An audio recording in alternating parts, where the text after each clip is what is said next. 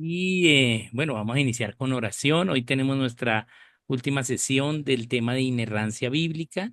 Entonces, pues nos vamos a disponer a ello. Bien, entonces hoy Dios nos citas a ti, a una reunión, a volvernos a unir, pero en tus asuntos, en tu reino. Hoy nuestra oración de agradecimiento, porque aunque estamos en diferentes lugares, estamos unidos en torno a un mismo propósito y es aprender algo más de tu reino hoy. Hoy te agradecemos por esta oportunidad, por esta posibilidad, por estos medios y porque tú has aparejado todo, Padre, para que hoy seas tú, Señor Jesucristo, glorificado y a través de tu providencia, Espíritu Santo, nosotros ministrados y te podamos conocer más. Hoy te damos gracias por ello y oramos en tu nombre, Señor Jesucristo. Amén. Bien, entonces bienvenidos todos. Tenemos, como dije, nuestra última cuarta sesión del Seminario de Inerrancia Bíblica. Yo sé que este es un tema teológico, pero importante ver algunos de los asuntos que nos pueden servir para conocer por qué la Biblia no solo es verdad porque tenemos fe en ello, porque somos cristianos, sino que tenemos argumentos necesarios, razonables para poder afirmarlo seguramente. Entonces, pues bienvenidos todos a nuestra cuarta sesión de la inerrancia bíblica. Y bien, nos vamos a disponer. De todas formas, también, como yo les comuniqué por el chat del grupo, yo no grabé la sesión 2, se me olvidó grabarla. Entonces, hay algunos hermanos que no estuvieron en esa sesión. Entonces, voy a volver a repetir la enseñanza de esa sesión mañana en este mismo horario por el mismo enlace. Entonces, ahí los que no hayan estado en la sesión 2 pues podemos verla. Bien, bien. Y hoy vamos entonces a hacer nuestra cuarta sesión y bueno, vamos a disponernos a ello. Entonces vamos a empezar. Voy acá a compartir con ustedes pantalla y vamos a mirar nuestra cuarta sesión. Vamos a tocar acá el tema del canon. Bien, bien. Entonces, la canonicidad, ahí está mal, es canonicidad de la Biblia. Ahora sí. Bien, la canonicidad de la Biblia. Entonces vamos a mirar un poquito acerca de la Biblia ya como estructura. Bien, hemos visto en cada sesión un aspecto que nos da la seguridad de que la Biblia es sin errores.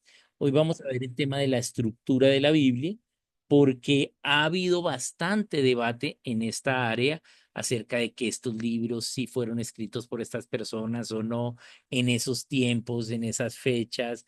No tenemos seguridad de todos o sí. Hay otros libros, hay otros mensajes, el canon fue arbitrario, es decir, los libros que están en la Biblia son arbitrarios o por qué son esos y no otros, por qué la Biblia habla de otros libros que no están dentro de la Biblia. Entonces vamos a ver un poquito los temas de la canonicidad de la Biblia. Entonces vamos a empezar definiendo lo que es canon. Bien, entonces vamos a definir canon. Aquí canon es una palabra grave, no es una palabra aguda, por eso no tiene tilde en la O, canon. Y canon, vamos a mirar qué es. Eso viene del griego canon, ¿bien? Y quiere decir cetro o callado o una vara recta para mantener el orden. Básicamente es esa vara, ese cetro que tenían los reyes, en griego se llamaba canon. ¿Bien? Y es aquel que gobierna, pues tiene ese cetro, ese callado, esa vara. Bien, eso es lo que quiere decir canon. Tiene un segundo significado y es una regla recta para medir. Eso también es un canon. Es decir, es una regla que tiene medidas y que se usa como estándar para medir. Entonces, canon es un estándar que gobierna. ¿Sí? Eso es lo que tendríamos con este segundo significado, un estándar que gobierna. Bien, hay un tercer significado y que nos dice cualquier cosa que sirve para regular o determinar otras cosas. Bien, entonces es cualquier cosa que se hace como ley o como norma o como estándar y que sirve para ser estándar de otras cosas, es decir, una medida, bien, un tema así de ello, ¿cierto? Entonces, tenemos ese tercer significado. Vamos al cuarto significado. Veamos nuestro cuarto significado acá. eh, y lo vamos a ver. Aquí lo voy a ver. Bien. Entonces, acá lo tenemos, delimitación o línea que señala un límite. Eso también es un canon. Limita, hay una línea que señala un límite y de esa línea en adelante se toma entonces como medida. Eso es un canon. No es exactamente una frontera, pero sí es desde donde se empieza a medir. Bien, eso también es un canon. Y tenemos este quinto significado. Dice, una norma que sirve para valorar o examinar reglas de comportamiento.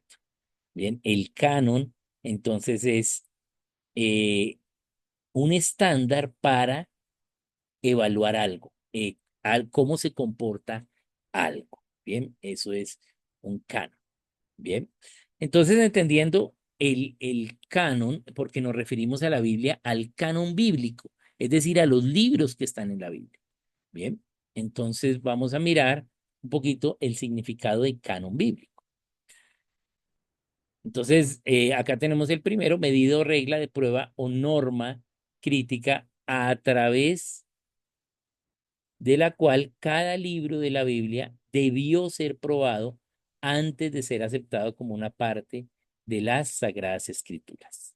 Bien, entonces, como el canon es una regla de medida, es un estándar para aceptar algo, para evaluar y aprobar algo o no. Entonces el canon bíblico, ¿sí? Son las reglas que se debieron usar para las Sagradas Escrituras. Aquí no digo que se usaron, sino que se debieron usar, pero no estoy diciendo que no se hayan usado, sino que como canon tuvo que haber desde antes unas reglas para decidir cuáles libros iban a ser considerados en el canon bíblico y cuáles no. Entonces, desde antes tuvo que haber unas reglas.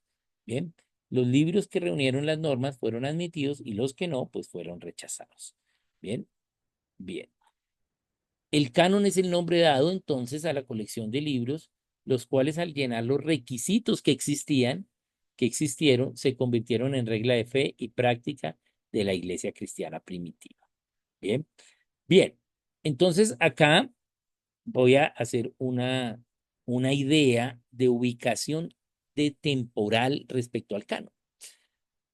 Nosotros tenemos varios libros de la Biblia, los del Antiguo Testamento pues se escribieron durante mucho tiempo, ¿bien? Dicen que el libro más antiguo es Job, ¿bien? En escribirse, ¿bien? No es el libro que más antes nos informa porque es Génesis, pero en escribirse el más antiguo es Job y pues en el Antiguo Testamento tenemos libros, ¿sí? Escritos, pues fecha de Job no tenemos exacta, pero se cree que Job fue antes de Abraham, ¿bien? Y o contemporáneo a Abraham, ¿bien?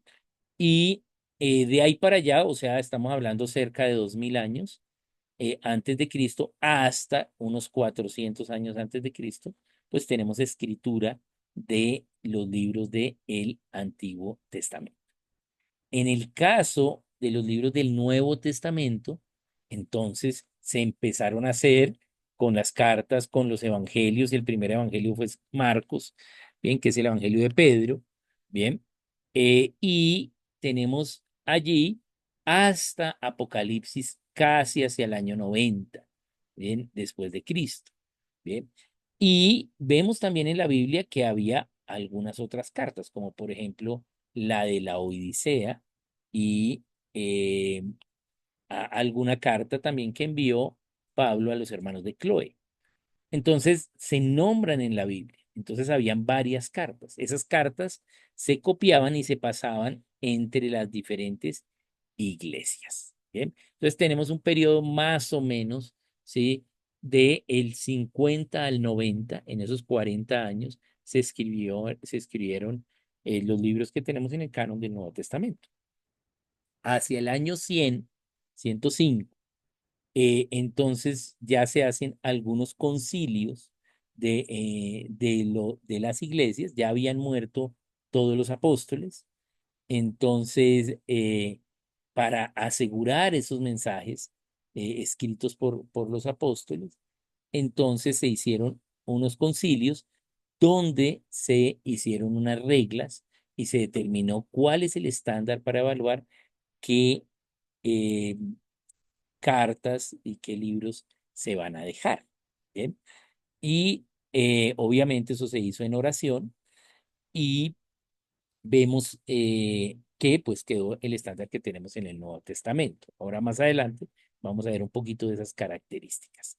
Bien, pero más o menos nos estamos situando en el Nuevo Testamento entre el año 50 y el año 90 en la escritura de estos libros. Bien. Bien, entonces teniendo en cuenta eso, vamos a volver aquí a nuestra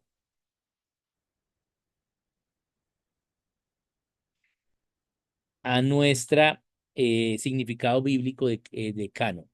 Entonces es el nombre de los libros que se convirtieron en la regla de fe y práctica de la iglesia cristiana primitiva. Bien, bien, eso es lo que se llama canon bíblico. Bien, entonces, ¿cuándo un libro no es canónico? Vamos a mirar cuándo el estándar o el canon decía este libro no, o sí, o este libro sí. Bien, entonces, cuando su contenido no llenaba las normas o reglas tenidas en cuenta por la iglesia del Antiguo y Nuevo Testamento. Bien, entonces, algunas de esas reglas son idioma original, bien, en qué idioma se escribió, historicidad, es decir, tenía evidencia histórica de haber sido escrito, el autor se conoció históricamente, bien, venía de una tradición religiosa, se usó anteriormente, no es que fuese un libro, por bueno que sea, fuese un libro nuevo que apareció, sino que tuvo que tener una tradición religiosa, tuvo que conocerlo diferentes personas de la iglesia y en diferentes lugares, bien. Estas son algunas reglas generales de determinar cuáles son los libros que cumplen el canon y cuáles no. Bien, entonces vamos a mirar las reglas de la canonicidad, porque estamos viendo que pues la Biblia es verdad, ¿sí? Y no tiene error, pero entonces, ¿por qué son esos libros y no otros? ¿Cierto? Eso es lo que tenemos que determinar hoy. Bien, entonces vamos a mirar algunas de estas reglas o pruebas de canonicidad. Vamos a empezar con la primera y es la inspiración o autoridad divina. Es decir, que se reconoce que estos libros fueron inspirados, ¿sí? Por Dios, por lo tanto tienen autoridad divina. Esta palabra inspirados quiere decir exhalados por Dios, o sea, expirados por Dios, hablados por Dios e inspiró el escritor, el autor secundario, ello. Recuerden, en nuestra primera sesión del seminario hablamos un poquito acerca de la inspiración de la Biblia.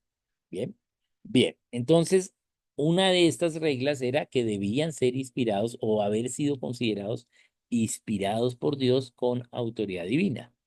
¿Sí? Entonces, primero, el libro es inspirado, fue dado por Dios a través del Espíritu Santo a un hombre de Dios, a una persona con reputación religiosa conocida, a una persona de testimonio, a un servidor de Dios. Vino solo como producto del hombre. Bien. Entonces, esto, sí, se tenía que determinar, ¿bien? Y eh, podemos tener evidencias en los mismos escritos de esto, ¿sí? Ahora más adelante lo vamos a mirar, ¿bien? Entonces, un aspecto era determinar si podemos tener evidencia de que han sido inspirados o tenían autoridad divina. ¿Bien? Bien. Entonces, entonces veamos acá Macabeos. Este es segundo de Macabeos.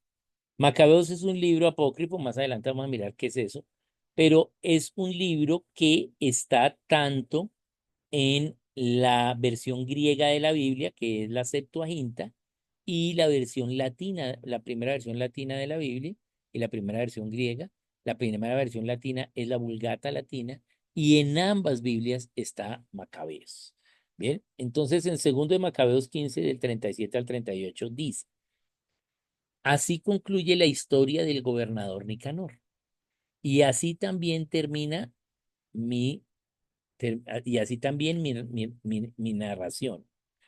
Desde ese día Jerusalén quedó bajo el control de los judíos.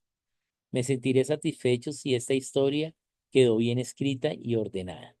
Si no es así y tiene poco valor, deben saber que hice lo mejor que pude. Bien saben ustedes lo desagradable que es beber solo vino o solo agua.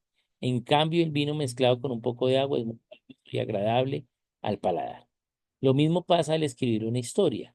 Hay que saber combinar bien los relatos para que les resulten agradables al lector. Con esto doy por terminada mi. Bien, es los dos versículos finales de los dos libros de la historia de los Macabeos. Como vemos acá, en el mismo libro, no se evidencia que el libro no es inspirado. ¿Sí? Macabeos es un reporte histórico de los macabeos y cómo lucharon, ¿sí? Para volver a recuperar a Jerusalén, ¿bien? En las guerras de los macabeos. Esto sucedió en el periodo intertestamentario cuando Dios dejó de hablarle al pueblo de Israel y dejó de enviarles profetas. Bien, ¿por qué hizo eso Dios? Ellos vuelven hacia el 420, eh, ya han vuelto, ya han pasado 3 generaciones, han reconstruido el templo, bien, y han dejado la idolatría. Recordemos que Dios exilió al pueblo de Israel, dejando a una parte del pueblo allí y otra llevándola a Babilonia. ¿Quiénes fueron llevados a Babilonia? ¿Sí? Los obedientes, los que creyeron en Jeremías, ¿sí? Y en que había que ir a Babilonia en exilio. Mientras que los demás no, y todos fueron muertos, ¿sí? Allí, y la ciudad quedó abandonada y luego fue por algunos sobrevivientes y de otras naciones habitada en ruinas. Bien. Cuando ellos vuelven de Babilonia, 70 años después, ya vienen sin idolatría. Dios hizo el exilio porque ellos eran idólatras, pero ahora ya vienen sin idolatría, ¿sí? ¿Y qué tuvieron allí? ¿Qué fue lo que tuvieron en el tiempo del exilio? Nabucodonosor ha destruido el templo.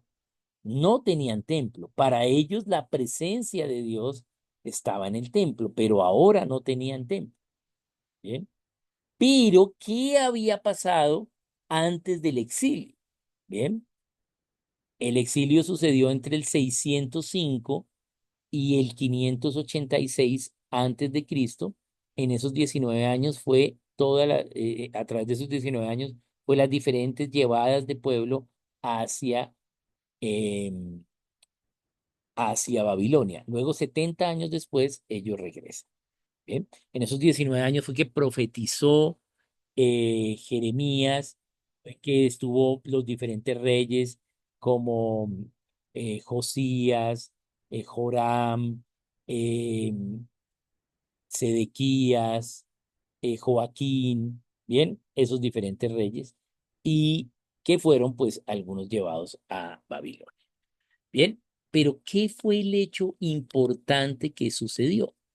¿Cuál fue el hecho importante que sucedió? Josías encontró, la Biblia, encontró la ley. ¿Sí? Recuerdan que Josías encontró detrás del muro las leyes, ¿y qué hizo? Una reforma religiosa. Y, ¿sí? Eso sucedió en el 622 antes de Cristo, cuando Josías encuentra la ley, el rey Josías. Pero en ese año nació también Daniel y en el 623, un año antes, había nacido Ezequiel. Eran niños, ¿sí? ¿Quiénes vivieron la reforma de Josías? Los padres de Ezequiel y Daniel. ¿Y qué hicieron ellos? Y de Abednego y de los tres amigos de Daniel, de todos ellos eran niños. Esos padres que recibieron la palabra a través de la reforma que hace Josías, ¿qué hicieron? Enseñaron la palabra a sus hijos. Bien. Y así cuando viene Nabucodonosor y destruye el templo, ellos se quedaron con el mensaje. Bien. Y fueron a Babilonia y mantuvieron ese mensaje. Estudiaron las leyes de Dios. Bien. Y las mantuvieron ahí en medio del paganismo de Babilonia. Bien. Hasta que entonces, en la mitad de ese cautiverio, es cuando el rey Evil de Babilonia, ordena sacar a Joaquín de la cárcel y sentarse a comer con él. Eso fue hacia el año 37 de el exilio en Babilonia. Entonces, hacia la mitad, digamos, del tiempo. Y ya el pueblo veía a su rey comiendo con el otro rey y así se mantuvo. Entonces le dio esperanza de que se iba a cumplir la palabra de que iban a regresar a Jerusalén. Efectivamente regresan con Nehemías, con Zorobabel, con Esdras, bien, reconstruyen el templo, ¿m? Y vienen ya sin idolatría. Empiezan bien, ahí tenemos el tiempo de Zacarías, de Amós, eh, y también antes de ello, de Ageo. Ageo profetiza cómo que van a construir el templo y luego Esdras lo hace. Entonces tenemos ese tiempo cuando ellos vuelven y ya han dejado la idolatría. Pero con el tiempo, ¿sí? La tercera generación, o sea, los nietos de Esdras, ¿sí? De Nehemías, empiezan a dejar a Dios. Y Dios entonces no les vuelve a mandar eh, profeta. Es el tiempo del silencio. Jerusalén es conquistada por enemigos y los macabeos hacen guerras y liberan Jerusalén. Eso es lo que narra la historia de los dos libros de Macabeos. Pero ¿qué podemos ver acá en Macabeos? Es clara la evidencia del texto de que no fue inspirado. ¿Ven? Entonces Macabeos, ¿sí? No, ¿sí? No está dentro del canon bíblico. Bien, ahora más adelante vamos a ver por qué entonces sí estuvo en esas traducciones, pero porque no era del canon bíblico. Bien, entonces tenemos ahí una evidencia textual respecto a que no tenía autoridad divina, sino que era un producto del hombre. Bien, veamos una segunda, la autoridad humana. Bien, entonces fue escrito, respaldado, garantizado por un profeta, por un apóstol, por alguien que Dios estaba usando haciendo la obra, ¿sí? Alguien conocido. Bien, entonces esa es la autoridad humana. Bien, fue escrito por alguien que realmente tiene testimonio de estar obedeciendo a Dios y estar haciendo su obra. Bien, bien, si no, entonces, pues no puede ser del canon, ¿sí? ¿Por qué? Porque pues cualquier persona podía escribir cualquier cosa. Bien, bien. Entonces también se evalúa la autoridad humana. En tercer lugar, tenemos una autoridad histórica o lo que ya se conoce como genuinidad. ¿Es genuino? Entonces vamos a mirar. Busca establecer, la autoridad histórica que busca establecer el tiempo pasado, la época histórica del autor. de quién se dice fue quien escribió el texto. O sea, ese autor sí existió, qué hizo, qué evidencia histórica, qué otros textos hizo, ¿bien? ¿Qué otras cosas escribió? ¿Qué escribieron acerca de esa persona? ¿Bien? Entonces se hace toda una investigación acerca de la autoridad histórica. También se establece si puede mostrarse que el libro contiene la misma materia en cada punto esencial de su narrativa como cuando fue escrito. Es decir, que si se puede demostrar que fue la misma persona que lo escribió, ¿sí? O que mantiene un hilo conductor, ¿sí? Está hablando de lo mismo, no es una colcha de retazos de diferentes autores, ¿bien? ¿Cierto? Sino que se puede demostrar que es de un autor y está hablando de lo mismo, ¿bien? Porque si fue inspirado, pues Dios inspiró acerca de un tema, ¿sí? O acerca de un concepto. Puede ser la historia de los reyes de Israel. Y eso pues tenemos Primera de Reyes y Segunda de Reyes. ¿Bien? Bien.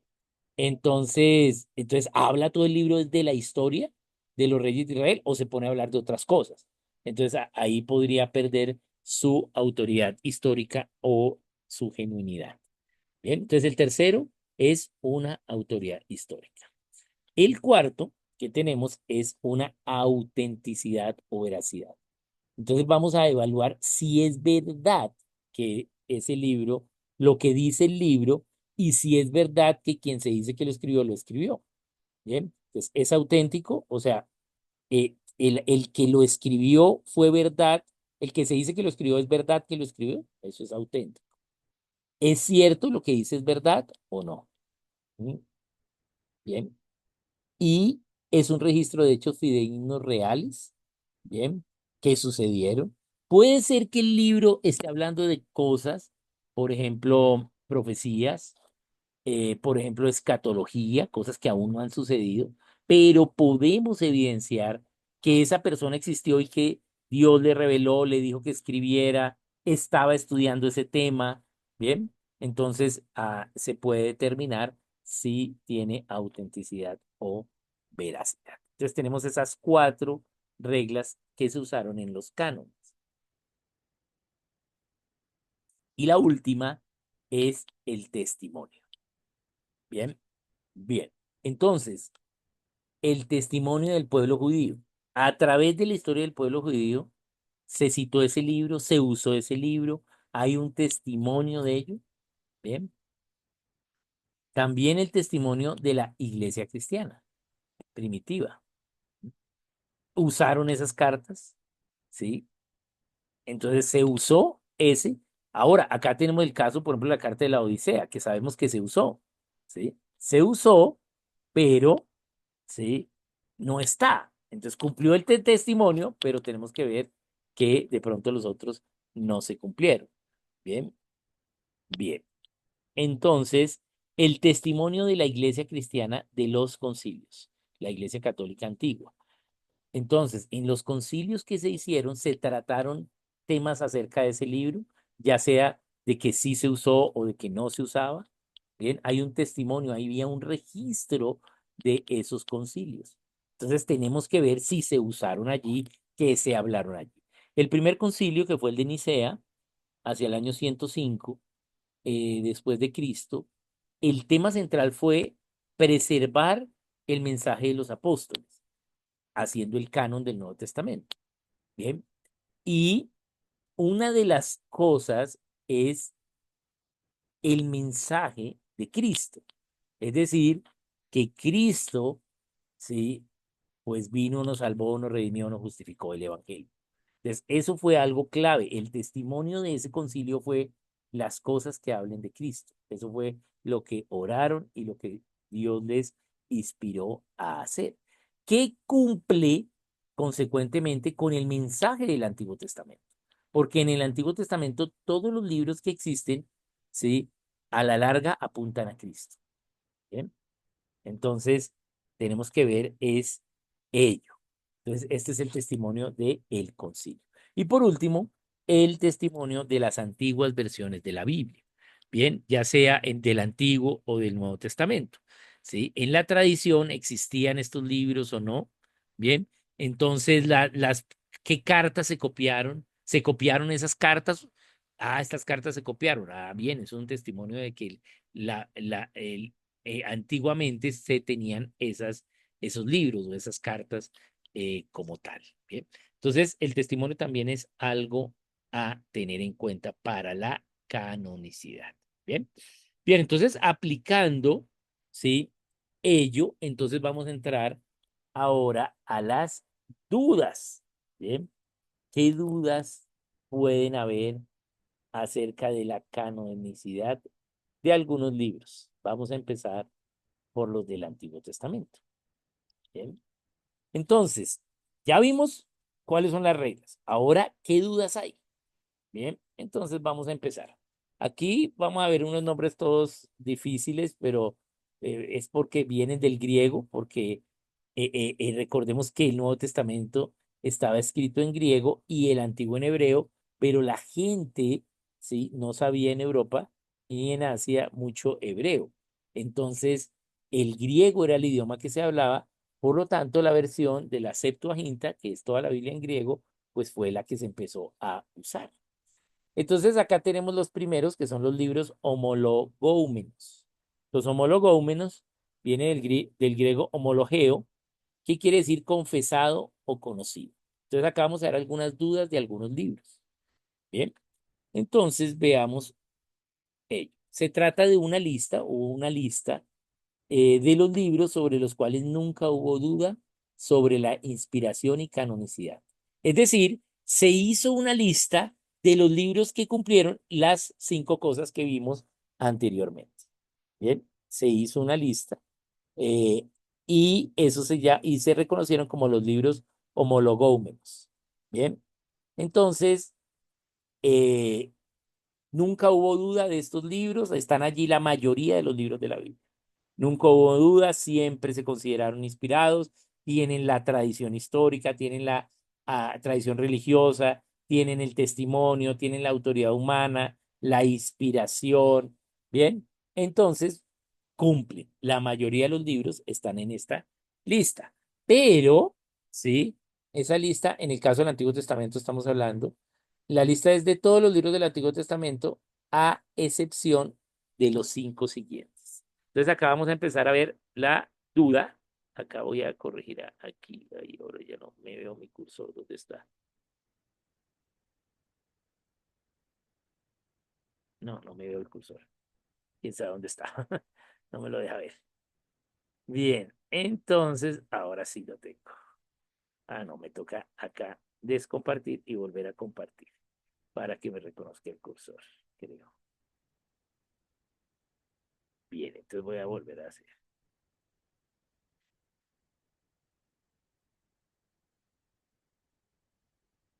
Bien, entonces voy aquí a pasarlo y lo vamos a poner nuevamente. Es que ahí había una coma y quise corregirla de una vez.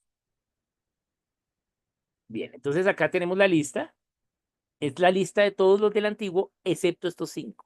Esther, Cantar de los Cantares, Proverbios, Eclesiastés y Ezequiel.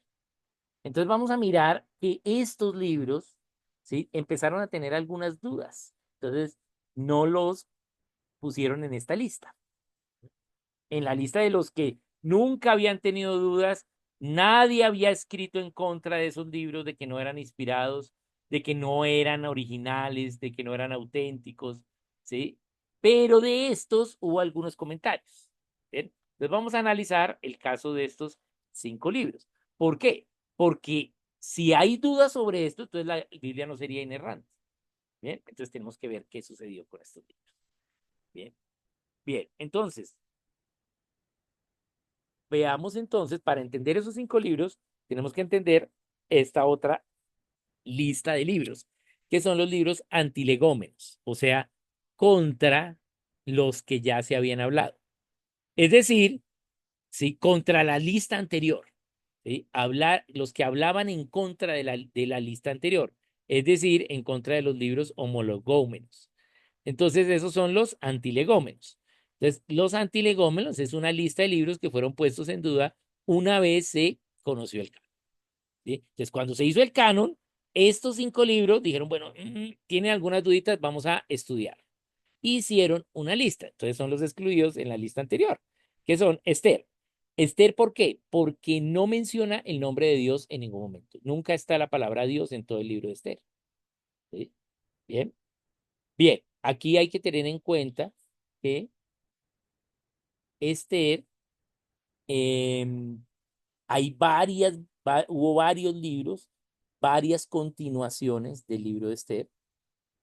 ¿Por qué? Porque Esther solo cuenta un hecho dentro de la historia del pueblo de Israel eh, en, bajo Persia, y no cuenta todo. Entonces hubo otros que alargaron el libro de Esther para contar todo lo que pasó, no solo este hecho. Bien, pero el libro de Esther no menciona, no tiene la palabra Dios. Entonces dijeron, no, pero ¿cómo no va a tener la palabra Dios? Si es inspirado, debería tener la palabra Dios. Entonces lo dejaron en esta lista. Tenemos también Cantar de los Cantares. Dijeron, no, es un libro muy erótico, entonces no, eso no puede ser inspirado por Dios. Entonces hubo algunos que dijeron, no, este no, porque es erótico, ¿sí? Habla de el amor eh, erótico, el amor eros, y no, entonces no puede ser inspirado. Entonces, eso fue otra de los argumentos para sacar de la lista anterior y ponerlos en esta lista. Tenemos proverbios. Entonces, proverbios decían que se contradecía. Habían unos proverbios que decían una cosa y otros que decían lo contrario. Entonces, que cómo va a ser inspirado si se contradecían los proverbios de Salomón. Bien. Luego tenemos Eclesiastés también, que se contradecía, que era un libro muy confuso, que no era fácil de entender y que se podía contradecir, que no era conveniente para la gente porque la gente no lo iba a entender. Bien, Proverbios y Eclesiastés. Y el otro, Ezequiel. Ezequiel hablaba un poco y decían que contradecía la ley de Moisés porque Ezequiel hizo algunas cosas que Dios le mandó a hacer que no eran exactamente lo que decía la ley de Moisés. Entonces estos 5 libros los pusieron en esta lista cuando se empezó a hacer, cuando ya se hizo el canon, los dejaron como stand-by, ahí como vamos a estudiarlos y vamos a mirar qué hacía. Bien, bien. Entonces es, entonces es una lista de los que fueron puestos como en duda una vez se hizo el canon y aquí vamos a mirar esto. Se trataba más bien de opiniones individuales de algunos rabinos, de dudas personales y de escrúpulos, algunos escrúpulos que tenían, sobre todo, por ejemplo, con Cantar de los Cantares. ¿Bien? No era algo generalizado. ¿Bien? Pero ¿por qué entonces tuvo eco y lograron ponerlos en una lista para estudio? Porque fue el momento cuando fue tal la corrupción de los sacerdotes, de los sumos sacerdotes y de los sacerdotes que eran levitas, después de que ellos crucifican a Cristo, entonces eh, los cristianos pues los veían como corruptos y ellos pues persiguen a los cristianos, pero siguen cayendo en su más y más corrupción hasta que ya era pues el colmo de la corrupción de estos sacerdotes, y los sumos sacerdotes prácticamente eran puestos de politiquería, y entonces los rabinos toman el poder, ¿sí? Hoy los judíos, ¿sí? El poder religioso no lo tienen los sacerdotes, ¿sí? Del orden de Leví, sino los rabinos. ¿Bien? Los rabinos son los que gobiernan la religión, pero eso no es lo que dice la Biblia. Dice que deben ser los de Aarón, la descendencia de Aarón, pero acá los rabinos han tomado el control de la religión judía y precisamente algunos rabinos por decir, no, yo soy el que sé más, empezaron a tener opiniones y dudas acerca de algunos textos del Antiguo Testamento. Entonces eran dudas personales de algunos rabinos, también para decir, sentar posición sobre el nuevo poder que habían adquirido en la religión, ¿bien? Pero no fue algo con evidencias, fue solo algo circunstancial del momento que se aprovechó y que, pues, estos 5 tuvieron algo de duda y se pusieron en otra lista, ¿bien? Bien, pero ya en el concilio de Jamnia, hacia el año 90 después de Cristo, se hizo un concilio y puso fin a todas esas dudas y controversias. Bien, bien. Estudiaron estos libros y dijeron, no, definitivamente sí cumple. Bien, estamos hablando de los libros del Antiguo Testamento. Bien, bien. Entonces, ya a partir del 90 después de Cristo, del concilio de Jamnia, ya no hubo dudas sobre el canon del Antiguo Testamento. Bien, bien. Veamos qué pasó entonces con otra tercera lista de libros. Estos son los libros apócrifos. El término apócrifo significa oculto, escondido, secreto. Bien.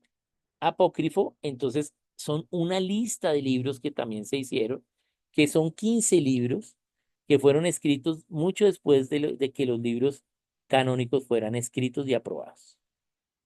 Bien. No, escritos solamente, aprobados no, sino escritos. ¿Sí? Por lo que no fueron admitidos dentro del canon. Bien, pero que sí se usaron y se usaban, ¿sí? Por alguna gente del judaísmo, ¿sí? Sobre todo en pequeños círculos personales, intelectuales, inclusive hasta en sectas heréticas. Se usaban estos libros, ¿bien? Y no eran reconocidos como inspirados por Dios. Nunca fueron reconocidos como inspirados por Dios, pero sí se usaron en el judaísmo estos libros, pero era claro para todos que no eran inspirados por Dios. Por eso es que en el concilio de Jamnia, pues no se incluyen dentro del canon del Antiguo Testamento, pero eran libros que se usaban, que se leían también, pero no eran libros del canon. Bien, bien. Entonces vamos a mirar esos libros. En el siglo IV, Jerónimo, que es el traductor de la Biblia al latín, los denominó libros no canónicos o no reconocidos. Entonces, él en su traducción al latín, ¿sí? Los incluye porque él usa también la Biblia griega, o sea, la Septuaginta, y Septuaginta quiere decir 75. Entonces, tenía estos libros apócrifos, no todos, sino 11 de los 15 libros apócrifos. Bien, y Jerónimo los incluye, pero diciendo, estos libros no son inspirados, estos libros no son canónicos, pero se han usado en la iglesia judía. Bien, bien. Entonces, tanto la versión griega como la latina, sí, los incluyeron, especificando pues que no eran parte del canon, pero que lo hacían como una referencia histórica. Bien, bien. Entonces vamos a mirar qué sucedió con la Vulgata. Debido a que la Vulgata latina luego fue la única traducción aprobada y autorizada por la Iglesia. Solo hasta la Reforma fue que con las traducciones a los idiomas vernáculos, a los idiomas de la gente, se sacaron estos libros de la Biblia latina porque pues solo se usaba la Biblia de Jerónimo y ya los tenía. Bien, bien. Entonces ya se sacaron con la Reforma protestante. Bien, pero la contrarreforma, es decir, la reacción de los católicos a la reforma, bien, en el Concilio de Trento de 1526 concluyó que era anatema cualquiera que no reconociese esos libros como inspirados. Entonces aquí se hace un dogma. Este es el dogma de que los católicos le dan el valor a estos libros de inspirados por Dios y parte del canon, siendo que nunca fueron del canon, siendo que los concilios determinaron que no eran del canon, pero acá, como reacción a la reforma, los católicos entonces los ponen como inspirados. Y hoy aceptan 11 de esos 15 y los siguen teniendo en sus Biblias. Bien, entonces son las Biblias que dicen con deuterocanónicos. Bien, estos libros se llaman apócrifos, es el nombre, pero después del Concilio de Trento los llamaron los católicos deuterocanónicos, segundo canon, ¿sí? O sea, los aceptaron del canon, pero de segundas, como adicionados al canon. Por eso se llaman deuterocanónicos, aunque el nombre como tal es apócrifos, porque no eran dentro del canon original. Veamos cuáles son esos libros. Entonces, acá tenemos tercero de Esdras, cuarto de Esdras, Bien. Esdras escribió bastante. Recuerden que Esdras, ¿qué dice la Biblia? Que Esdras se dedicó al estudio de la escritura, porque como ellos no tenían templo, solo quedó lo que hizo Josías, entonces Esdras estudió todo ello.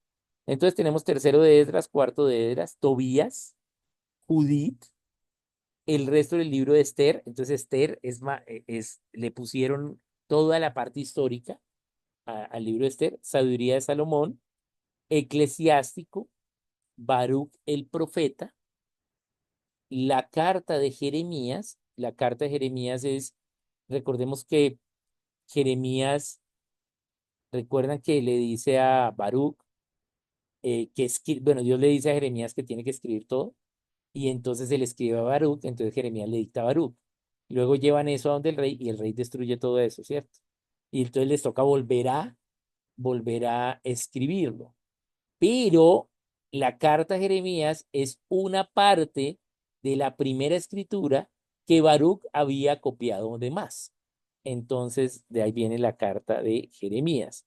Bien, y también eh, Baruch escribió acerca del profeta Jeremías, por eso es Baruch el profeta. ¿Sí? Baruch no es que fuera profeta, Baruch era escriba, pero escribió acerca de la vida de Jeremías. Entonces, por eso está Baruch el profeta y la carta de Jeremías. El cántico de los tres jóvenes, y luego tenemos la historia de Susana, o Susana, se conoce solo como Susana a veces, y toma parte de Daniel. Susana también, y unas partes de Daniel están allí en ese libro. Bel y el dragón, la oración de Manasés, y primero y segundo de Macabeos.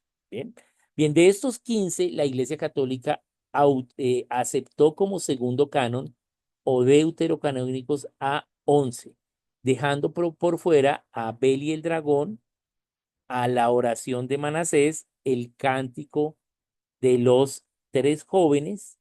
Bien, y, eh, y el otro es el resto del libro de Esther. Bien, bien. Entonces, esos son los apócrifos. Entonces, de pronto ustedes han escuchado algo sobre estos libros, y entonces hay gente que critica y dice, no, la Biblia no es verdad porque mire, estos libros están en unas Biblias y en otros no. Entonces tenemos que ver qué fue lo que sucedió, ¿no? Bien, bien. Ninguno de estos libros reclaman inspiración divina. No hay ninguna evidencia de que en algún momento de la historia estos libros reclamaron ser inspirados divinos. Solo hasta el Concilio de Trento la Iglesia Católica los acepta como inspiración divina, pero no tenemos ninguna evidencia histórica, ninguna referencia de autores bíblicos y extrabíblicos que digan que eran de inspiración divina, pero sí que se usaban, y que inclusive tenemos referencias que dicen que no eran de inspiración divina, pero que los usaba los judíos. Bien, bien. Entonces, esto es importante porque ningún libro reclama inspiración divina, solo los católicos les dieron ese valor en ese dogma que hacen en el Concilio de Trento. Bien, veamos ahora. El cuarto son los pseudoepigráficos. Bien, entonces son con título falso o no auténtico. Bien, estos son otro listado de libros que son falsos, que no son auténticos, que también existían, ¿sí? En el Antiguo Testamento, o sea, no en el Antiguo, por los judíos en tiempos del Antiguo Testamento, pero que al pasar a la evaluación del canon se hallaron como no auténticos. Entonces vamos a mirar. Se escribieron mediante seudónimos, no se sabía el escritor. ¿Sí? Datan del 200 antes de Cristo al 200 después de Cristo. Recordemos que ya en el 200 antes de Cristo, ya Dios no les habló más, desde el 400, ¿sí? Entonces, eh, pues no son revelación de Dios porque Dios no volvió a hablar. El periodo de silencio. Bien, bien. Nunca fueron aceptados dentro del canon. También hay evidencia que nunca fueron aceptados, nunca se consideraron con autoridad o veraz. Y fueron conocidos como literatura apocalíptica. Tienen un tema especial y es el tiempo del fin, las cosas del cielo. ¿sí? Y fueron escritos para animar al pueblo judío en el periodo de silencio de Dios, ¿sí? Y en el sufrimiento bajo el imperio romano. ¿Bien? Entonces son literatura apocalíptica, claramente pues no son inspirados, ¿bien? Aunque hablan cosas acerca de la historia de los judíos y cosas acerca de las cuestiones religiosas. Bien,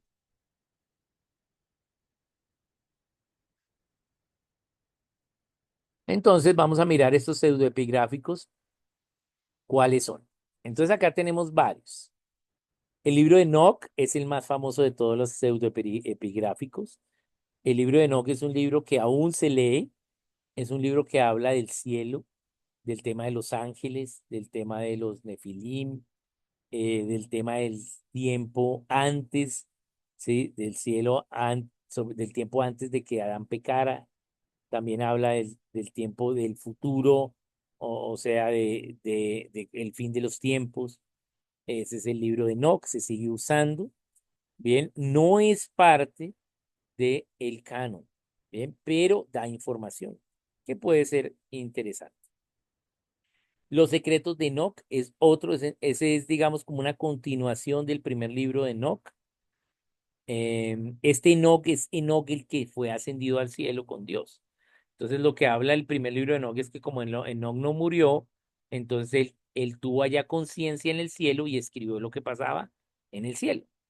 Bien, está el Apocalipsis de Baruch, es el mismo escritor, el escriba de Jeremías, em, y Palabras finales de Baruch, también el escriba de Jeremías.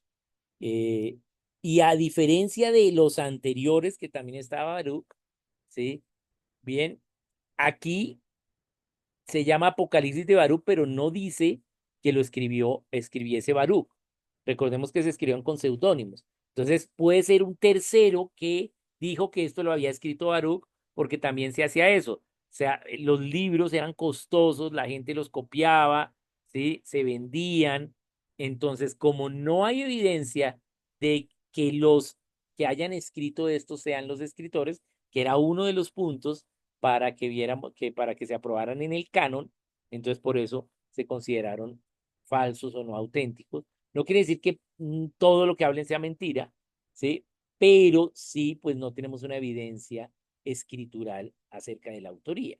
Entonces, el Apocalipsis de Baruch no lo escribió Baruch, está escrito con un seudónimo, quién sabe, de pronto se lo atribuyeron a Baruch, porque Baruch sí era un escriba y sí había libros de él, entonces esa es la idea. También tenemos palabras finales de Baruch, la ascensión de Moisés, o sea que Moisés, recuerden que Satanás quería tomar el cuerpo de Moisés, ¿cierto? Y peleó por tener el cuerpo de Moisés cuando Moisés murió. Entonces Dios no le dejó. ¿Por qué? Porque resulta que lo que dicen es que Moisés pues ascendió al cielo, porque pues en el Nuevo Testamento vemos que sí estaba en el cielo, ¿sí? Entonces aquí hablan de cómo fue que ascendió Moisés al cielo. También la ascensión de Isaías, también no sé, nunca se encontró su cuerpo, sabemos que fue aserrado, ¿sí? Y partido por la mitad, pero también entonces tenemos la ascensión de Isaías. Tenemos acá el Apocalipsis de Elías, bien, Apocalipsis de Sofonías y Apocalipsis de Esdras. Entonces, decían que esto era, que lo habían escrito estos, pero no hay evidencia de ello y además nunca se firmó y se firmaban por seudónimos. Los oráculos civilinos y el testimonio de Adán. El testimonio de Adán es un libro acerca de la ampliación de lo que trata el libro de Enoch, acerca de Adán antes de pecar.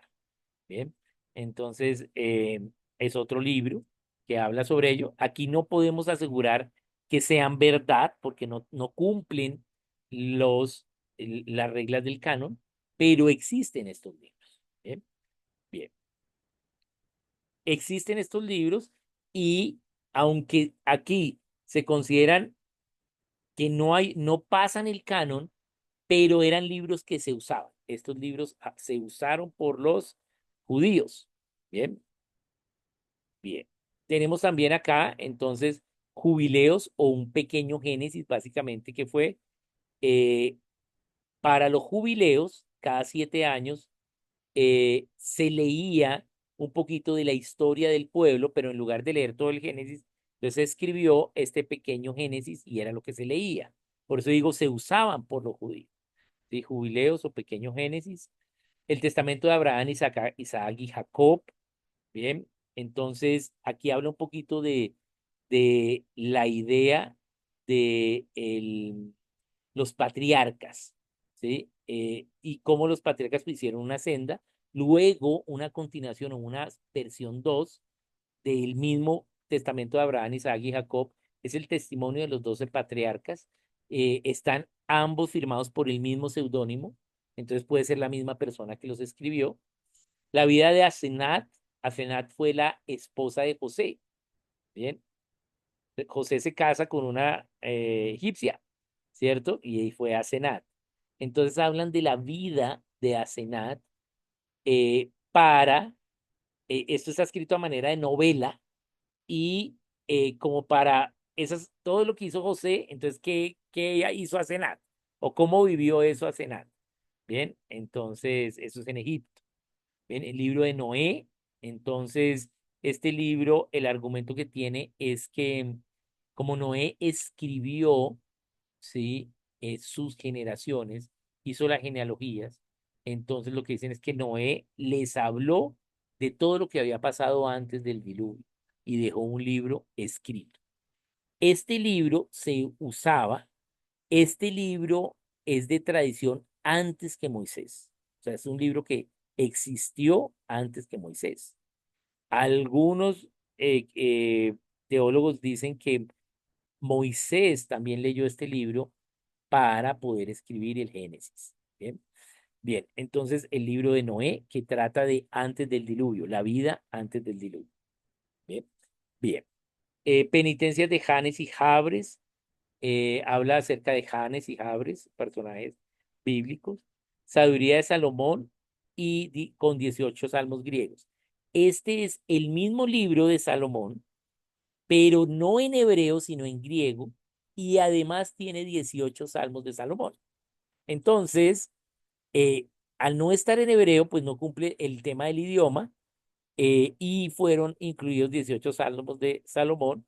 No habla cosas mentiras, de mentira, pero pues no está incluido en el canon porque ya se tienen los salmos, ¿sí? Y pues sabiduría de Salomón era deuterocanónico. Bien, aquí aquí no lo escribió Salomón, sino alguien como que copió el libro de sabiduría de Salomón y le adicionó estos salmos de Salomón en griego. Tenemos adiciones a los salmos. Adiciones a los salmos es un nuevo cancionero. Las demás canciones que cantaban los judíos, pues las hicieron en este libro, ¿sí? Y es como una actualización del cancionero. El libro mágico de Moisés, este es un libro de oráculos de adivinación acerca de Moisés cuando Dios le da la ley. Bien, entonces lo que dicen es y es un libro usado por los gnósticos, lo que dicen es que Dios no solo le dio la ley, sino le dio el poder gnóstico, el poder del conocimiento a Moisés. Y tenemos la historia de Arcaico, rey de Persia. Este es un libro que usaron los judíos, eh, no fue escrito por los persas, sino por judíos mientras estuvieron bajo los persas. Y básicamente el rey Acaico tuvo en cuenta al pueblo judío y quiso interesarse en el pueblo judío. Entonces, por eso está este libro del rey Acaico, rey de Persia. Bien. Este libro sí estaba en hebreo, bien, pero no tenemos autor, está con seudónimo, no se sabe, no pasa las otras, aunque pasa la del idioma. Bien, bien. Entonces tenemos todos estos pseudoepigráficos que existen, hay algunos que se usan, los que más se usan son Enoc, el libro de Enoc, el libro de Noé y el otro, son tres, espera, ¿cuál era el otro? Enoc, Noé y el testimonio de Adán. Esos son los tres que se usan un poco, sobre todo el que más se usa es el libro de Enoc. Bien, bien. Entonces tenemos estos pseudoepigráficos. Vamos a ¿sí? A ver entonces nuestra conclusión. De todos estos libros, ¿sí? Pues aunque eran religiosos, pues solo los que tenemos en la Biblia, los 66 libros, bien, son los que fueron aprobados por el canon. Entonces, la Biblia fue, es y seguirá siendo atacada, ¿sí? Ahí es atacada. Vamos a corregirlo aquí porque quedó mal. Atacada, pero a su vez, ¿sí? A través del tiempo demostró, demuestra y demostrará su inerrancia, verdad y fidelidad a la realidad. Tenemos los 66 libros de la Biblia y lo que demuestran esos libros es que fueron inspirados. Bien, vamos a volver a nuestra idea acá de las pruebas de la canonicidad. Entonces, entonces tenemos acá,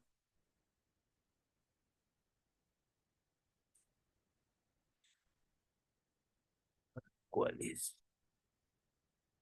Ahí no lo veo. Vamos a mirarlo acá. Bien, sí, aquí ya está. Acá la tengo. Entonces, vamos acá, acá. Listo, entonces vamos a compartir aquí nuevamente, creo que es este. Bien, listo. Entonces, los 66 libros de la Biblia fueron inspirados por Dios. Tenemos evidencia que fueron de autoridad divina. Bien, entonces vemos cómo tratan temas y temas específicos que inclusive el hombre de esa época ni siquiera conocía. Es el caso, por ejemplo, de Génesis. ¿Cómo Moisés iba a saber todo esto, sí? Si no había ese conocimiento en su época. ¿Sí? Entonces ahí hay una evidencia de que fue inspirado, ¿bien? Y no fue solo producto del hombre. Es claro que Moisés tuvo que leer libros. Por eso se dice que dentro de esos libros leyó el libro de Noé. Bien, pero el Espíritu Santo le inspiró a escribir el Génesis. Bien, ¿por qué? Porque esas historias del Génesis se pasaban oralmente. Bien, pero en el tiempo de Moisés, ¿qué sucede? Dios le dice que escriba. ¿Por qué Dios le dice que escriba a Moisés en su tiempo? Porque ¿qué entendió Moisés?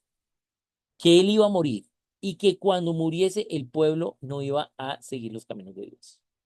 Entonces, Dios proveyó la palabra escrita para que cuando Moisés muriese, ellos tuviesen forma de seguir el camino de Dios.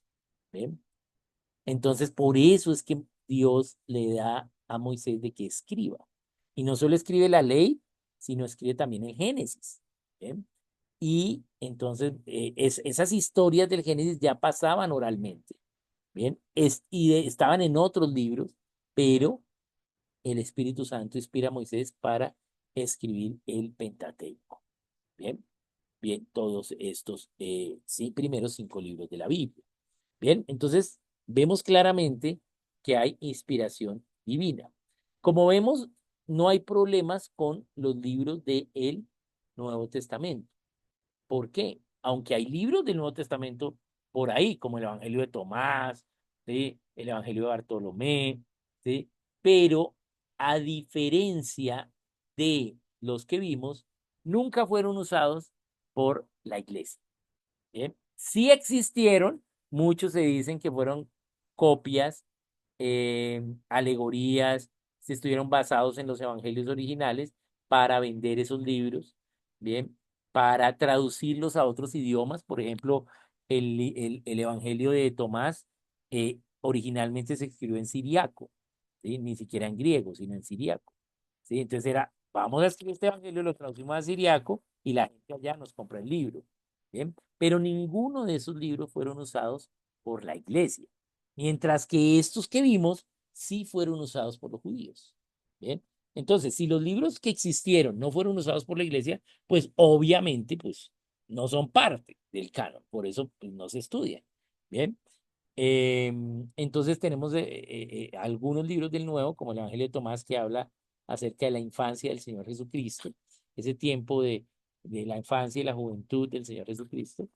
Pero pues son libros que existieron, pero no se usaron por la iglesia y no pasan el canon del Nuevo Testamento. Por eso en el Nuevo Testamento pues no hay casi discusión. Acá estamos viendo las dudas y que el Nuevo Testamento no se discute. eh, y ya, lo único a veces es la carta de la Odisea que dice, bueno, esa carta Pablo dijo que la leyeran también, pero no está. Bien, pero en el concilio, ¿sí? Eh, de, de Nicea, la carta de la Odisea no se pudo comprobar su autoría. O sea, Pablo no escribió la carta de la Odisea, ¿sí? Y no se pudo comprobar. Y también eh, era una copia de la carta que había escrito a esa iglesia, pero copia hacia la Odisea. Entonces era muy similar a la carta que se estaba hablando. A diferencia de Hebreos, que en Hebreos no tuvimos exactamente quién era el autor, lo más posible pudo ser Lucas o Pablo, alguno de ellos dos, ¿sí? Pero pues no se tiene exactamente la evidencia, pero sí estaba centrado en Cristo, sí lo usaba la iglesia, ¿bien? Entonces está dentro del canon, ¿bien? Bien, entonces los libros del canon están inspirados por Dios, ¿sí? Y tienen autoridad humana. ¿Bien? ¿Por qué? Porque tenemos evidencias que fueron escritos por personajes que fueron usados por Dios, ¿sí? Profetas, apóstoles, ¿bien? Que fueron parte de la obra de Dios, ¿bien? Y esta evidencia no es solo bíblica, sino también extrabíblica de historiadores, ¿sí? Que dicen, no, este escribió tal libro. Entonces, todos estos 66 libros cumplen la canonicidad, ¿sí? Por eso la mayoría nunca tuvieron dudas. Ahorita solo vimos los 5 que tuvieron dudas, más todo lo otro que ha girado en cuanto a estos libros a partir de ello. También los 66 libros tienen autoridad histórica. Todos los libros de la Biblia, ¿sí? Se pueden comprobar históricamente, ¿bien? Es más, tenemos evidencia de los libros, ¿sí? Evidencia física. Por ejemplo, recordemos lo que sucedió con los manuscritos de Qumran o los rollos del Mar Muerto. Encontramos allí Isaías, ¿bien? Casi todo Isaías escrito. Entonces tenemos bastante evidencia antigua de ello. Los masoretas, que eran estudiosos de los textos, cómo ellos en sus estudios escribieron acerca de todos estos libros que existieron, que se usaban, que había escritura física de estos libros, no era oral. Entonces podemos tener también una seguridad en la genuinidad, en la autoridad histórica y cómo hay una narración de ello. ¿Bien? Y por último, pues tenemos la autenticidad. Tenemos evidencias de que existieron y eran ciertos y también que lo que registraban sí pasaba. ¿Sí? Entonces, hablan acerca del pueblo de Israel en el desierto. Eso es sexo o números. Y tenemos evidencias de gente que escribió acerca de ellos, acerca de los israelitas en el desierto, ¿sí? De otras naciones que escribieron sobre ellos, de las crónicas de los reyes de las otras naciones. ¿Bien? Por ejemplo, con Moab, los moabitas en sus crónicas está cuando llegó Israel y las guerras que tuvieron, todo eso. Entonces podemos tener en cuenta y narran estos libros de la Biblia, hay evidencia histórica, tanto para el Antiguo como para el Nuevo Testamento. Bien, y pues por último, el testimonio de la iglesia se usaban. Acá en el testimonio vemos que los otros del Antiguo Testamento y los apócrifos se usaban también. ¿Sí?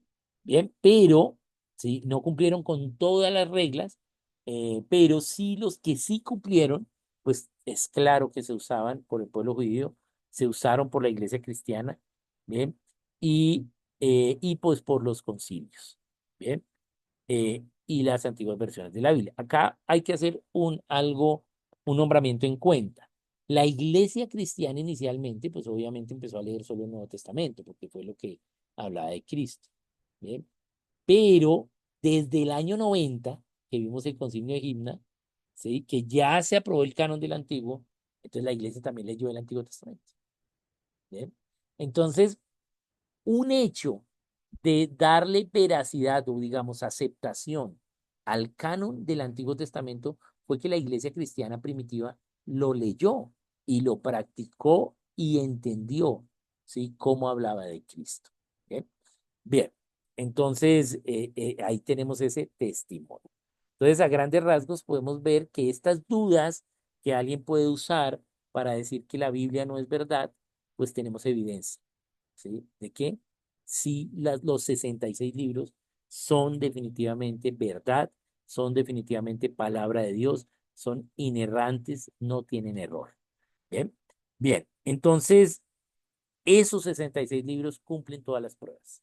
Y fue lo que el Espíritu Santo inspiró en estos concilios para que fuese el texto para la humanidad. ¿Por qué? Porque ya después del año 90 ya tenemos el canon del Antiguo, ya hacia el año 90 muere Juan, que fue el último apóstol, y ya no hay nadie testigo ocular, ¿sí? O primera generación de los que sí vieron a Cristo. Entonces se necesitaba un documento, un mensaje escrito para preservar, ¿sí? Ello, lo que sucedió. Y por eso Dios, el Espíritu Santo, hace los concilios y tenemos estos libros que son los que pasan estas pruebas y se reconocen como inspirados. Y son libros inerrantes. Bien, ahora, de la Biblia, pues se ha hablado mucho, ¿sí? Se ha escrito mucho. Hay todos estos libros alrededor que vimos, ¿bien? Pero, sí, todos estos años, todos estos libros han pasado todas las pruebas. Es más, sí, no solo pruebas religiosas, también arqueológicas. Recordemos que no había ningún vestigio de los hititas, ¿sí? Y la Biblia habla de los teos y los hititas, y no habían vestigios de ellos. Entonces, por eso se decía, no, la Biblia es mentira. Pero ya hemos descubierto arqueológicamente que sí, sí existieron. Entonces, todo ello le da un respaldo a la Biblia, la arqueología, ¿sí? Eh, y todas las demás ciencias, para que nos den la seguridad de que estos libros, estos 66 libros, ¿sí? Son la palabra de Dios escrita para nosotros. Y debemos entender y valorar estos libros al nivel sacro que tienen, ¿sí? Que son la palabra de Dios. Y son suficientes, ¿sí? Eh, en sí mismos, porque tienen todas las instrucciones para nosotros. Ahora, no quiere decir que no leamos más libros, podemos leer muchos más libros y debemos, ¿sí? Sin dejar de leer la Biblia. Pero sí los libros que leamos deben ser todos de la Biblia. Es decir, hablando acerca de los principios bíblicos, hablando acerca de lo que dice la Biblia. ¿Bien? Esas son nuestras lecturas, eso es lo que debemos estar leyendo. Bien, bien. Entonces, así podemos pues tener alguna evidencia también de la Biblia como libros físicos que tenemos, ¿bien? Allí. Y pues es el canon, ¿no? Este tema del canon se dice, no, pues eso fue como que se reunieron unos y dijeron, este sí y estos no, no, no fue. O ellos decidieron, no. ¿Sí? Esto fue un continuo estudio, eso no fue solo una reunión, esos concilios duraron años, ¿sí? Cuando se fechan es cuando empezaron, ¿sí? Esos concilios. Bien, pero duraron años y los que se iban a sentar ahí eran unos eruditos, no eran cualquiera. Bien, y, y, y pasaron todas estas pruebas, estos libros. Y Dios nos dejó su mensaje escrito para nosotros.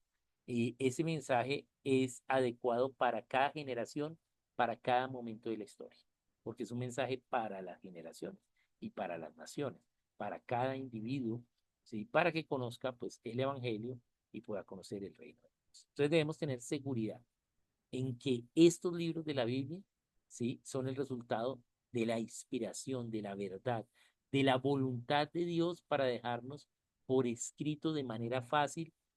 Él podía escribir, habernos escrito mucho más, ¿sí?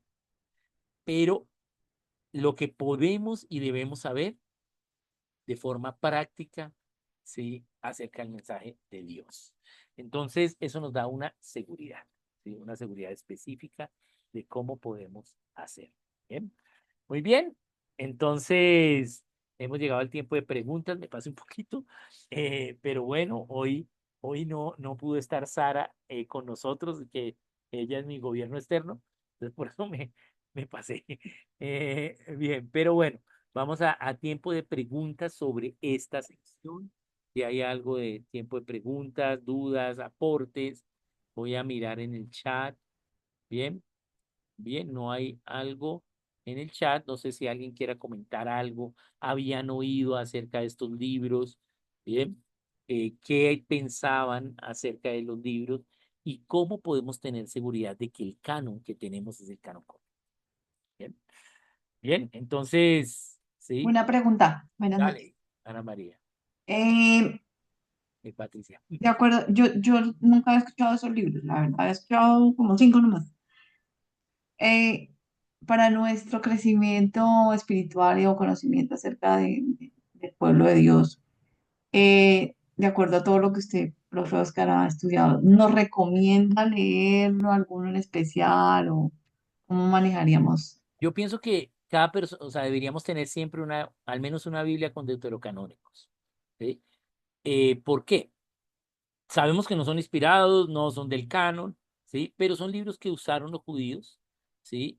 Y que usaron de manera religiosa, no de manera mística, porque los pseudoepigráficos sí fueron de manera mística, ¿cierto? Mientras que los otros no, eran de manera religiosa.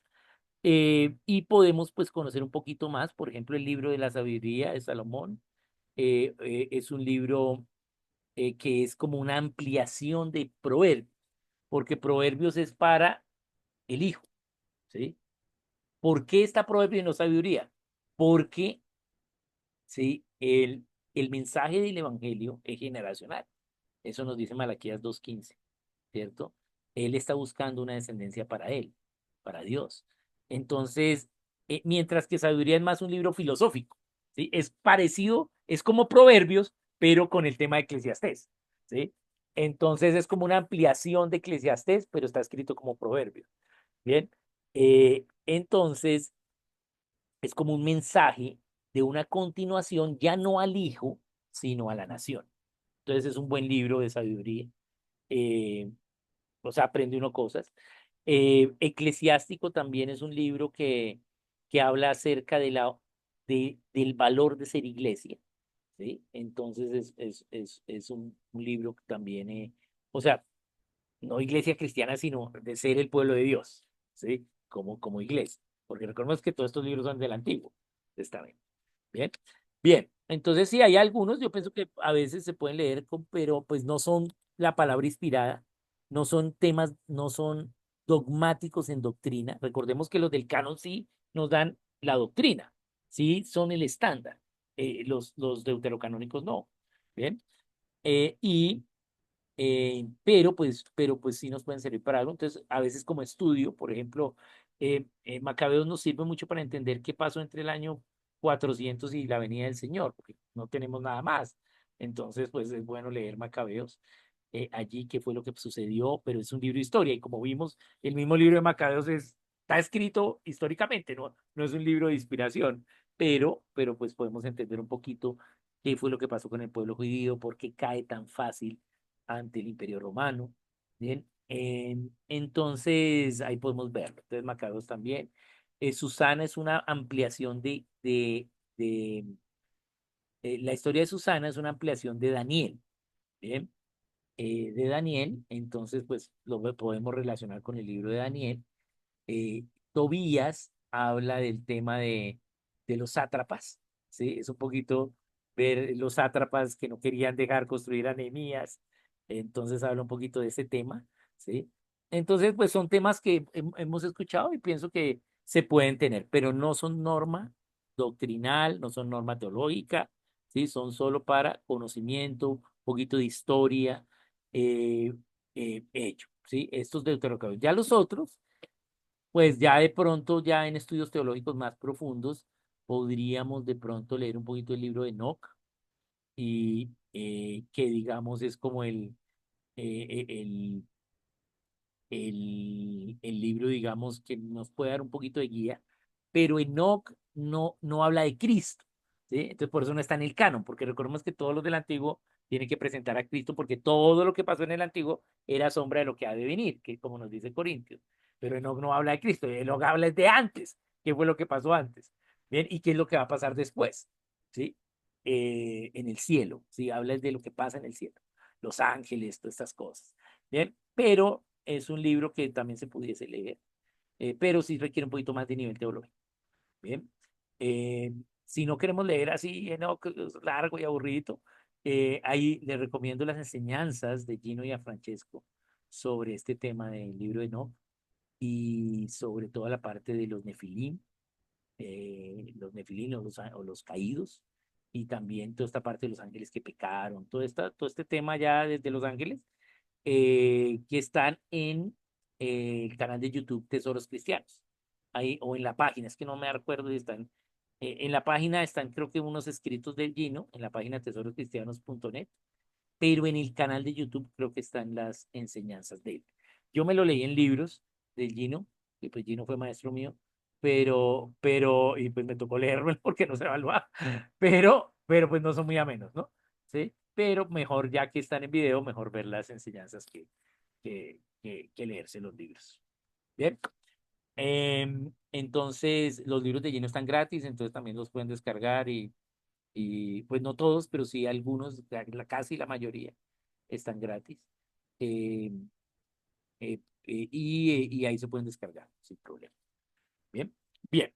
Entonces, bien, muy bien. Entonces, ahí tenemos nuestra idea. Aquí nos dice Juan, históricamente son confiables, nos dice Maida, sí, históricamente sí, los deuterocanónicos. Ya los otros que vimos, sí, ya por ejemplo, la ascensión de Moisés o el del oráculo, esos son más de gnosticismo, ¿sí? Entonces mejor no meternos con esas ideas. Pero los deuterocanónicos sí, ¿sí? O sea, esos 11 libros, tú puedes comprar una Biblia con deuterocanónicos y te los lees sin problema. Bien confiables históricamente. Bien.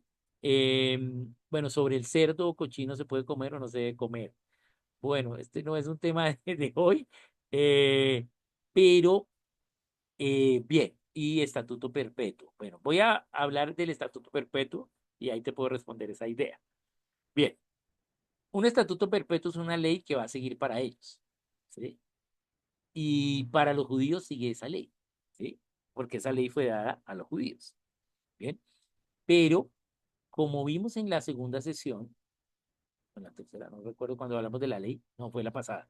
En la pasada hablamos de la ley, vimos que las leyes de la dieta fueron cambiadas en el Nuevo Testamento. O sea que los cristianos, ¿sí? Podemos comer de todo, menos lo que sepamos que haya sido sacrificado a los ídolos y comer la sangre. ¿Sí? De resto, entonces podemos comer cerdito, ¿bien? Porque fue cambiada la ley. Pero eso es para los cristianos. Para los judíos, no, porque ellos no creyeron en Cristo, entonces no están bajo la ley cristiana. ¿Sí? Pero los cristianos, pues esa ley fue cambiada. Bien, entonces el estatuto perpetuo implica que las leyes se dan para individuos y para naciones y generaciones. Ese es el concepto de la ley. Bien, entonces de esa nación, que eran los judíos, los que creyeron en Cristo, pues recibieron la ley cristiana. ¿Qué es la ley cristiana? Muchas de las leyes de los judíos que siguieron siendo, más unas nuevas leyes que fueron algunas leyes de los judíos cambiadas por leyes cristianas y nuevas leyes que ni tenían los judíos, que son leyes del Espíritu Santo dadas en el Nuevo Testamento. Bien, eso es. Eso sería, y pues esa es la interpretación de esta idea. Bien, Maida nos pregunta, no, Gino, con G, Gino y a Francesco. Eh, Gino y a Francesco, así como bien italiano, ese. Ujú. Ese Gino. Y él allí nos explica bien toda esta parte de los ángeles. Bien, muy bien. Entonces, bien, entonces hemos llegado, ¿no?, al final de este tema. Yo siempre tenía un poquito de duda con este tema porque es un tema muy ladrilludo, muy teológico. Sí, sí, yo no sé, obviamente pues estudié teología y soy teólogo y todo, pero no soy fan, sí, de estos temas, pero, pero sí es un tema que nos da seguridad en que la Biblia es verdad, ¿sí? Tenemos evidencia que la Biblia es verdad. Tenemos evidencia histórica, evidencia espiritual y también evidencia física.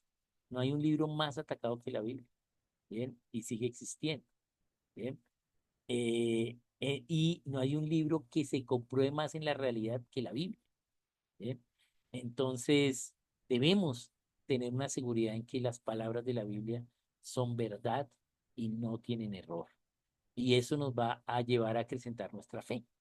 Bien, la Biblia no solo es un libro religioso para leer en la iglesia, ¿sí? Ni tampoco solo es un libro religioso para mí como individuo para que me dé consejos, ¿sí? La Biblia es la palabra de Dios, la verdad de Dios para la humanidad que se aplica en todos los asuntos de la vida. Entonces, en cualquier asunto podemos lograr extraer algo de la Biblia. La Biblia no habla toda la información, como hablamos en la segunda sesión, que la Biblia pues habla de ciencia, pero no es un libro científico. Habla de historia, pero no es un libro de historia, ¿sí? Pero en todo lo que habla es verdad, ¿bien? Y entonces, en cualquier asunto podemos tener un principio bíblico, ¿sí? Como lo dije, el fútbol no está en la Biblia, pero sí está el deporte y la razón de ser del deporte, porque es una de las partes de la nación, ¿sí? La recreación. Bien, y, y, eh, y entonces podemos tener los principios bíblicos del fútbol como deporte, o sea, del deporte, no del fútbol, porque el fútbol fue después de la Biblia, fue revelado después de la Biblia. Bien, pero sí podemos tener de todas las áreas del conocimiento. Entonces podemos razonar bíblicamente cualquier concepto. Bien, bien, eh, bien, para la próxima mes, entonces vamos ya estoy hablando con Sara, y ella quiere que hagamos el tema de las señales del cielo. Bien, este es un tema controversial, difícil también, no tan ladrilludo como este, pero difícil, ¿sí? Porque vamos a hablar un poquito de astrología. ¿Sí? Y la astrología pues tiene muy mal nombre, ¿bien? ¿Sí? No voy a hablar de los horóscopos que salen en el periódico, ¿bien? O en las revistas de las peluquerías, ¿sí? Sí me toca hablar de qué son Libra, qué es Géminis, qué es todo eso, pero no en la interpretación de los horóscopos, pero sí tenemos que hablar cómo Dios habla desde el cielo y cómo habla y seguirá hablando desde el cielo. ¿Bien? ¿Y qué dice la Biblia de la astrología? Entonces, son las señales en el cielo. Entonces, ese va a ser el tema para marzo. La idea es empezar el 10 de marzo, tengo entendido. Entonces, ahí les voy a publicar el, eh, el flyer, la información, para que pues ustedes lo tengan y si consideran pues pueden también estar. Vamos a hablar de ese tema, vamos a hablar un poquito de astronomía, pero también sobre todo de astrología, ¿sí? Entonces, ahí les publiqué lo que no era, permítame, voy a publicarles bien, que les publiqué otra cosa diferente, no sé por qué. Aquí, ahora sí, bien, ahora sí. Bien, entonces, bueno, bienvenidos entonces a ese nuevo, los que quisiesen estar. Vamos a hacer ese tema. Ella quería hacerlo hace mucho tiempo. Entonces, bueno, vamos a hacer, sí, vamos a hacer el de astrología, perdón, señales en el cielo. Sí, no, astrología.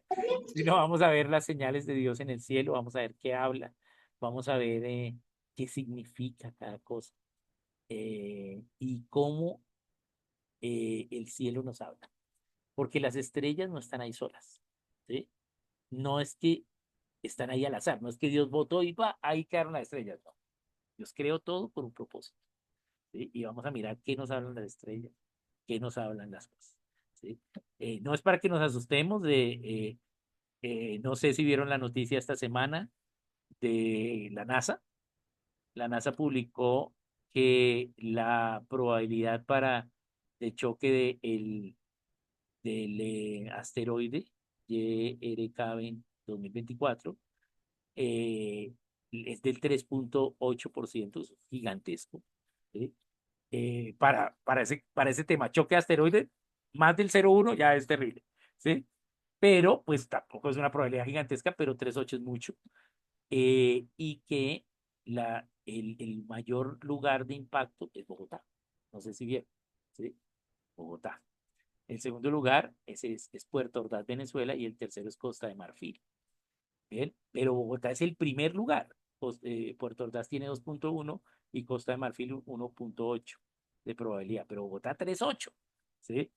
Entonces, wow, bien, eso no quiere decir que ya nos va a caer el meteorito, ¿sí? Lo que vamos, recordemos que este meteorito lo descubrimos el 29 de enero del 29 de diciembre de 2024, o sea, hace 2 meses. Entonces, hasta ahora lo estamos estudiando, ¿sí? Pero por lo que estamos viendo, pues tiene esa probabilidad, pero se va a seguir estudiando y normalmente, pues no va a pasar nada, ¿sí? Eso es lo que debe suceder, ¿sí? Si la cosa ya vemos en los estudios posteriores que definitivamente se mantiene una probabilidad alta como la que tenemos, pues hay que hacer algo y normalmente lo que se hará es dispararle para desviar. Bien, bien, pero la cosa es que pues el lugar más de más probabilidad de choque es Bogotá, 100 kilómetros a la redonda de Bogotá. Yo decía, pero Bogotá, sí, sí, sí, más o menos 100 kilómetros a la redonda de Bogotá es 3,8% de probabilidad. Wow, sí, bien, entonces esos son señales en el cielo. Entonces tenemos que ver cómo Dios tiene señales, cómo Dios tiene cosas y para qué sirven esas señales y cómo podemos interpretar esas señales de una manera bíblica, ¿bien? Y no desviarnos a una manera no bíblica, ¿bien? Bien, eh, entonces, bueno, hay que seguir orando. Yo creo que 3,8 es una probabilidad muy alta, pero para 2 meses de estudio todavía no sabemos es nada, ¿sí? Entonces, en los siguientes años se va a seguir estudiando y recordemos que hace 2 años también tuvimos una probabilidad de 2 punto algo con un asteroide que a la larga después se determinó que era del cero algo. Entonces, no hay casi problema. Bien, bien. Entonces, muchas gracias a todos. Nos vemos y vamos a hablar entonces sobre ese tema, las señales en el cielo. Sí, vamos a hablar un poquito de astronomía y astrología. Bien, entonces vamos a tocar ese tema y bueno, nos vemos con los que nos encontremos allí. Y bueno, voy a publicar esta grabación y la de la segunda sesión la vamos a ver mañana, los que quieran conectarse, que no hayan estado en la sesión. Bien, un saludito a todos, muchas bendiciones. Gracias. Hasta Gracias, luego. profe. Gracias, bendiciones a todos. Gracias, profesor. Gracias.